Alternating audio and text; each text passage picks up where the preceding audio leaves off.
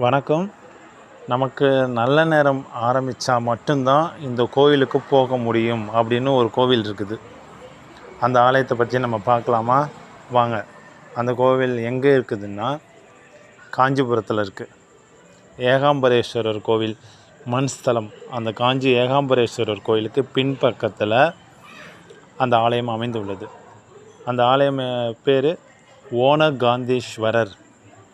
பாடல் பெற்ற ஸ்தலங்களில் சுந்தரரால் பாடல் பெற்ற தலம் அது. சுந்தரர் பதிகம் பாடின ஆலயம் அது. இது கோவிலோட சிறப்பு என்னென்னா, ஓனகாந்தன் அப்படின்னு சொல்லிட்டு 2 அரக்கர்கள் இருந்தாங்க. அவங்க ஓனங்கிறவன் சுயம்புவாக உருவான ஒரு சிவலிங்கத்துக்கு தன்னோட இரத்தத்தால் அபிஷேகம் செய்து நிறையா இதெல்லாம் வழிபாடு பண்ணி தன்னோட தவ வலிமையை அதிகப்படுத்தி ஈசன்ட்டேருந்து வரம் வாங்கினாருன்னு.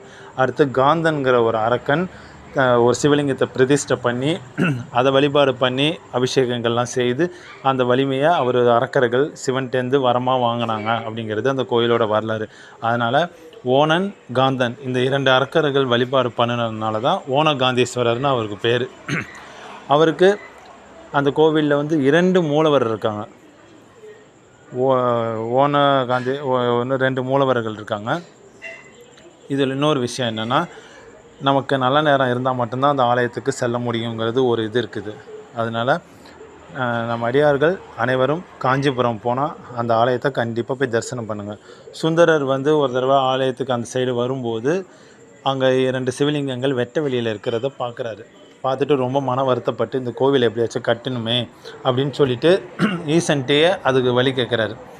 எனக்கு நான் உன் கோயிலுக்கு கட்டணும், அதனால் எனக்கு பொன் பொருள் கொடு அப்படின்னு சொல்லி பதிகம் பாடுறாரு. நெய்யும் பாலும் தயிரும் கொண்டு நித்தல் பூசை செய்யல் உற்றார் அப்படின்னு பதிகம் ஆரம்பிக்கும். தேவாரத்தில் வரக்கூடிய பதிகம் அது.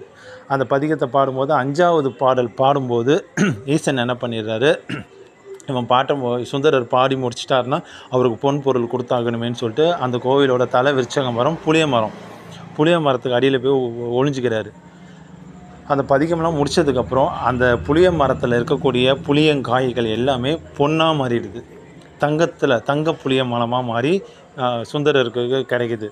அதனால் அந்த தங்கத்தெல்லாம் வச்சு தான் அவர் சுந்தரர் அந்த கோயிலை கட்டினாருங்கிறது கோயிலோட வரலாறு ஐதீகம். அதனால் நமக்கு நல்ல நேரம் இருந்தால் மட்டும்தான் அங்கே போக முடியும்னு சொல்லுவாங்க.